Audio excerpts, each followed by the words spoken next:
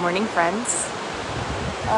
Back here at the beach this morning, and also this morning at 10:30 I will be preaching at First Presbyterian Church, Daytona Beach, and if you're in the area, you're invited to come to that as well. The sermon's called "It's Not Them," so that should be fun. And we should have a nice sunrise this morning too. But today I wanted to talk about acceptance. The first one, the one that starts with an A, if you read the title, because there's this great little, I don't know what you call it, slogan maybe, from Al-Anon. And it says, "Acceptance is the answer to all my problems today. If I am disturbed, it is because I find some person, place, thing, or situation unacceptable to me.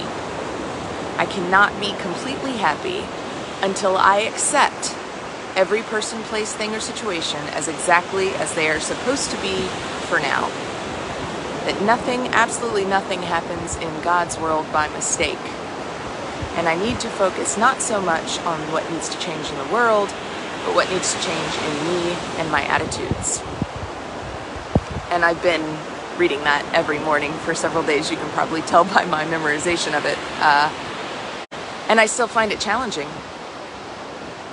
You know, it is part of my sense of calling in the world, maybe yours too, that there are things that are wrong and somebody ought to do something. And a portion of the time I think that somebody's me. And that might be true. But in order to do anything about anything, I need to accept the situation as it is now. And then I get a starting point.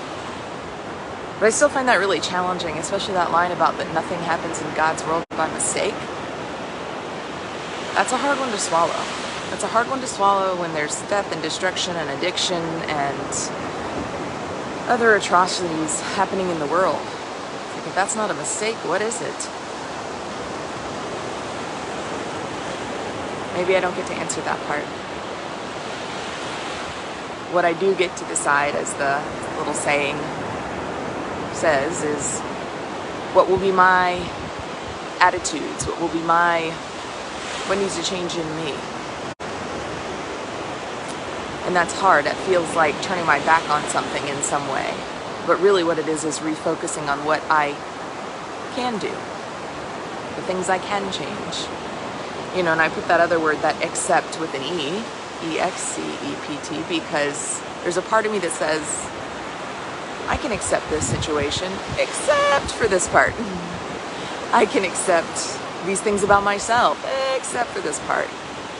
But honestly, that just leads to me feeling disturbed. And so I have a choice. And y'all, I'm a preacher, so you know it makes me think of the Jesus story, but when Jesus is calling people to follow him,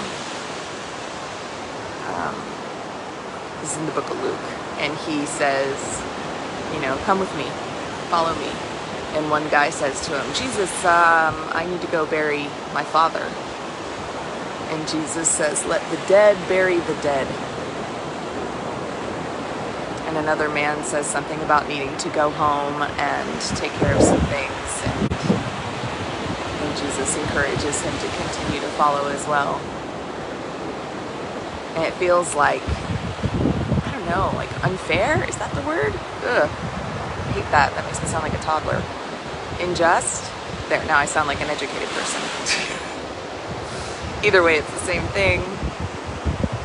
Sometimes what we have to do is hard and feels a little like turning our back on things.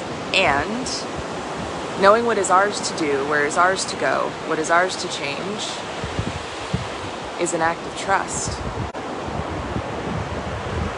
That what we can't change is being handled by God, and worrying about it isn't going to help it anyway. That's hard.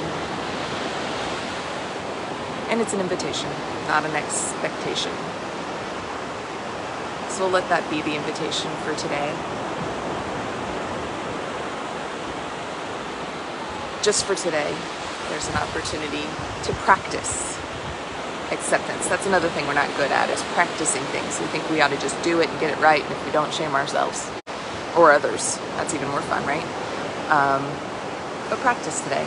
Practice acceptance. Practice trusting that there's a plan somewhere in this big old mess, that we can do what is ours to do, which primarily is change our own attitudes. And then we can accept things as they are. That doesn't mean we want them to stay that way. My favorite part of that little reading is when it says, accept that things are exactly as they're supposed to be for now. Ha! There's an out. For now. This is the starting place. And weirdly, that gives me some kind of hope, especially when things are not going well. We start from here, where things are kind of crappy, and they gotta go up, right? So hopefully, you see my little photo bomber. I feel like that's like a little God wink. Like, hey girl, I got you.